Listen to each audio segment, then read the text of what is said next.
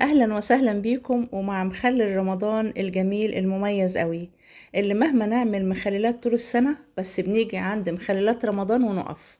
بيبقى لها طعم وريحة ولون جميل جدا. وطبعا زي ما انتم شايفين كل انواع الخضار اللي موجودة هنعملها ان شاء الله النهاردة، وتشكيلة حلوة قوي، كلها بتدي لبعضها ريحة وطعم حلو قوي. وهنضيف عليها شوية حاجات كده، خليكي معايا لاخر الفيديو.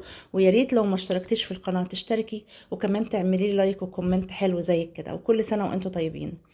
جبنا الخيار، غسلناه وقطعناه كل خيارية اتنين، وجبنا والفلفل غسلناه، والليمون غسلناه وعصرناه. قصدي الليمون غسلناه وسلقناه نص سلقة. وكل الخضار زي ما انت شايفة كده، الجزر واللفت قطعناه بالقطاعة اللي هي السكينة المشرشرة المخصصة للمخلات. كمان اللفت هنضيف عليه قشر السفندي، بيخليه بعد ما تغسليه كويس وتقطعيه بيوديه في حتة تانية خالص، مع البصل الابيض اللي بتشقيه اتنين، والبنجر. الحقيقة ديت معلومة خدتها من حماتي، الله يرحمها. بتعمليه بقى كده وبتظبطي. طيب هنعمل المية ازاي؟ هنجيب، انا كنت مدوبه ميه بملح في الخلاط وحطيتهم في الحله كده. وكمان كنت ضاربه كوبايه ميه مع 10 فصوص توم في الخلاط برضو، وحطيت شويه كمون مصحون كويسين، كمون ناعم، وشوية خل. دوبت دول مع بعض كده. بس دول بقى عايزة اقولك بيعملوا في ريحة المخلل بتاعك فظيع. بيخلي الريحة تحفة جدا جدا جدا، والله بجد جربي وقوليلي. بجيب بقى كل الخضار اللي انا عملته ما عدا اللفت. طبعا اللفت هيبقى برطمان لوحده، ده الليمون والجزر والفلفل الاخضر والفلفل الاحمر والخيار والبصل.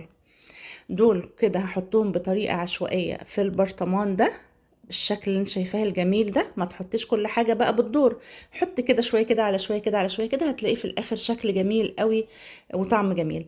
طيب يا حبيبتي يا بنوتي يا جميلة يا عروسة يا حلوة، هنحط ايه تاني؟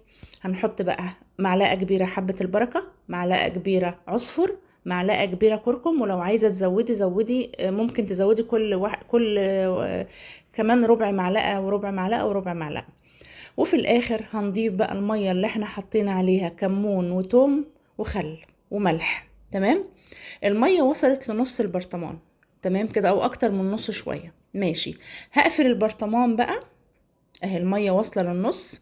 هقفل البرطمان زي ما انت شايفة كده، وهرجه رجة كويسة قوي، بحيث ان كل اللي فوق ينزل تحت واللي تحت يطلع فوق والكلام ده كله خلاص. بعد كده فتحت عليه وزودت مية بملح برضو، دوبت شوية مية بملح وزودت، بحيث ان البرطمان اهو زي ما انت شايفة كده بالظبط. ولون المية بقى كهرمان، والريحة عايزة اقولك الخل مع الكمون مع التوم، وزودت شوية خل كمان، يجي معلقة على غير الشوية اللي انا كنت حطاهم في الاول. وقفلت البرطمان ورجيته تاني رجة محترمة قوي قوي، بحيث ان انا يعني ادخل كل حاجة يعني كل حاجة تمتزج ببعضها. تمام كده خلص معانا البرطمان الجميل ده.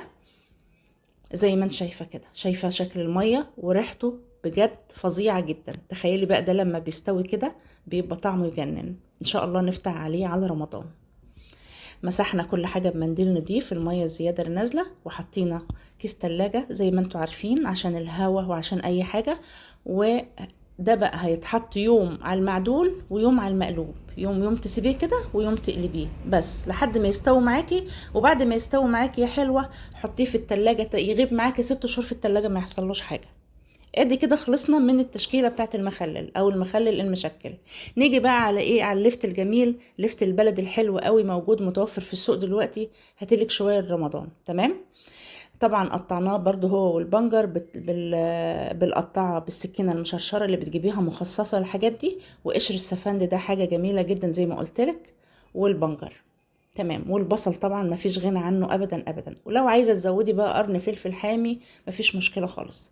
عبينا كل الخلطه بتاعتنا وكل اللفت بتاعنا بالشكل ده في البرطمان، وجبنا ميه بملح اهو. بس انا ما بكترش في الاول خالص لاي مخلل عموما بعمله، ما بكترش ملح كتير.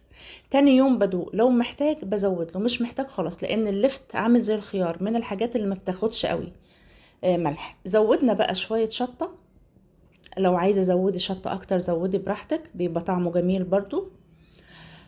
والمية ما تمليش البرطمان لحد الاخر، خلي شويه دول زي ما علمتلك كده، يعني قبل رقبه البرطمان بشويه، لان هو كده كده اللفت هيزرد الميه بتاعته وهتزيد لوحدها. وبرضو زي ما عملت في البرطمان بتاع المخلل المشكل، بقعد اقفله واقعد ارج فيه عشان كل اللي فوق يطلع واللي تحت، كل اللي فوق ينزل واللي تحت يطلع. وفي الاخر بحط عليه قشرة السفندي واغطيه بقى بالكيس التلاجة زي ما انتوا عارفين عشان الهوا وعشان كده، وبيتحط جنب اخوه بقى التاني. وبكل سنة وانتم طيبين، جميل جدا جدا. وبرضو يوم تخليه كده على المقلوب ويوم على المعدول عشان المية توصل له من كل ناحية. كده عندنا برطمانين مخلل هم جمال. وما تنسوش ان انا كنت عامله زيتون قبل كده ووريت لكم الطريقه، والف هنا وشفا. اهو زي ما قلت لكم، يوم معدول ويوم ايه تحطيه على المعدول ويوم تحطيه على المقلوب، لحد ما تبدا تلاقيه استوى معاكي كويس قوي. تيجي مدخلاها على التلاجة فورا عشان يقعد معاكي. وعلى فكره ما تحطيش ايدك في المخلل خالص، انت خدي منه بمعلقه ناشفه وتغطيه كويس قوي عشان ما فيش هوا يدخله بس، وسيبي عليه الكيس بتاع التلاجة ده على طول حتى لو هو في التلاجة. تمام، صدقيني هيعيش معاكي فترة طويلة وطعمه هيبقى مقرمش وجميل وريحته فظيعة جدا. وكل سنة وانتوا طيبين ورمضان كريم، ويلا قوموا اعملوا شوية مخلل بقى.